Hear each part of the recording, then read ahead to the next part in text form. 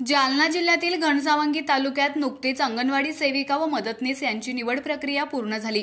या भरतीमध्ये गैरप्रकार झाल्याचा आरोप करत 10 गावच्या महिलांनी इथल्या एकात्मिक बालविकास प्रकल्प अधिकारी कार्यालयासमोरच आमरण उपोषण सुरू केलं। भरती प्रक्रियेत पैसे मागितल्याचा आरोप करून 2 दिवसांपासून या महिलांनी उपोषण सुरू केलंय। घनसावंगी तालुक्यातील 10 गावच्या महिलांनी परिवारासह बालविकास प्रकल्प अधिकारी कार्यालयासमोर मागील 2 दिवसांपासून उपोषण सुरू केलंय।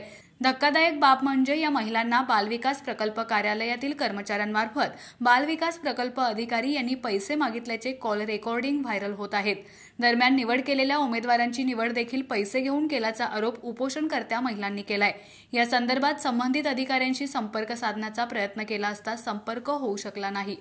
माझ्या समोरच्या व्यक्तीचे खोटे डॉक्युमेंट्स असतानाही मी सिद्ध करून दाखवलो, डॉक्युमेंटरी सिद्ध करून दाखवलेलं असतानाही त्या समोरच्या व्यक्तीला पात्रता दिली व तिला ऑर्डर देण्यात आली। जी आमची सुनावणी घेतली होती, सुनावणीमध्ये निदर्शनात आले CDPOच्या इथलच्या की हा खोटा डॉक्युमेंट्स आहे, तरी पण त्यांना ऑर्डर दिली। तितकंच नाही तर परत असेच काही गोष्टी आहेत की त्यांना आमच्यासोबत देवाणघेवाणच्या सुद्धा गोष्टी केलेल्या आहेत, पैसे सुद्धा मागणी केलेली आहे, ती आमच्याच्यानं पूर्तता नाही झाली त्यांना। म्हणून आमच्या रागाच्या भरामध्ये समोरच्याकडून शिल्लकचे पैसे घेऊन त्यांना पैसे घेतल्याच्या नंतर त्यांना समोरच्याला ऑर्डर देण्यात आलेले आहे। खोटे डॉक्युमेंट्स असताना सुद्धा त्यांना पात्र करण्यात आलेले। आज आमचा दुसरा दिवस आहे, परंतु आम्हाला खूप वाईट वाटतंय की इतके लहान लहान लेकरे घेऊन ह्या महिला बसल्या आहेत। त्या गोष्टीचं खूप वाईट वाटतं। मच्छरानं सारखं लेकरांना सुद्धा फोडलंय, आम्हाला सुद्धा फोडलंय। नुसतं रक्त अगोदर या शिडीपून रक्त पिलंय आमचं, आज आता हे मच्छर पेत आहे, एवढाच फरक आहे बस। लेकरांच्या तब्येती बिघडल्यात, महिलांच्या तब्येत बिघडायची वेळ आलेली आहे।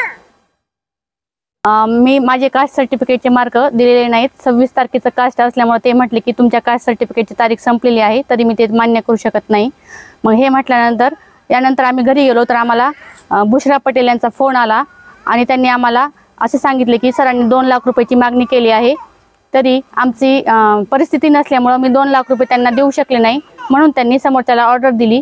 तरी माझं असं म्हणणं आहे की बुशरा पटेल व CDPO यांच्यावर योग्य ती कार्यवाही करण्यात यावी। आज उपोषणाचा दुसरा दिवस आहे आणि आम्ही इथं उपस्थित 5 महिला व 5 पुरुष आहेत।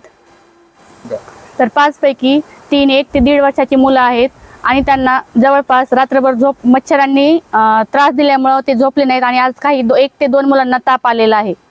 आमच्या अशा मागण्या आहेत की ताबडतोब तातडीने आमच्यावर आमचे मूळ कागदपत्र आणि त्यांची पण मूळ कागदपत्र तपासून आम्हाला आज ते उद्यापर्यंत योग्य तो निर्णय द्यावा।